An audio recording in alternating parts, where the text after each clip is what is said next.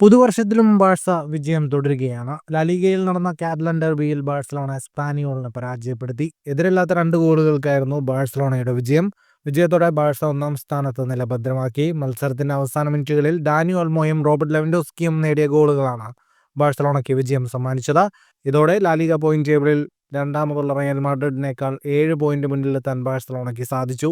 മത്സരത്തിലുടനീളം Español കടുത്ത പോരാട്ടം കാഴ്ചവെച്ചെങ്കിലും അവരുടെ മുൻ ഗോൾ കീപ്പർ കൂടിയായ യോവാൻ ഗാർഷ്യയുടെ തകർപ്പൻ സേവുകൾ ബാഴ്സലോണയ്ക്ക് കരുത്തായി.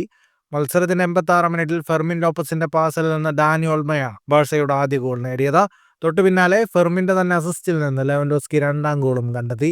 തുടർച്ചയായ 9-ാം ലീഗ് വിജയമാണ് ബാഴ്സ സ്വന്തമാക്കിയത്. മത്സരത്തിലെ കണക്കുകളിലേക്ക് വന്നാൽ 13 ഷോട്ടുകളാണ് ബാഴ്സലോണ ആകെ തൊടുത്തത്. 6 shot on target. എസ്പാനിയോളും 13 ഷോട്ടുകൾ തൊടുത്തപ്പോൾ 8 on ടാർഗറ്റിലുണ്ടായിരുന്നത്.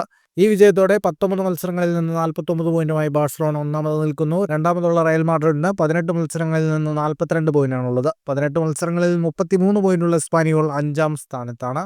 Football ലോകത്തെ കൂടുതൽ വാർത്തകൾക്കും വിശേഷങ്ങൾക്കുമായി സ്പോർട്സ് കഫേ സബ്സ്ക്രൈബ് ചെയ്യുക.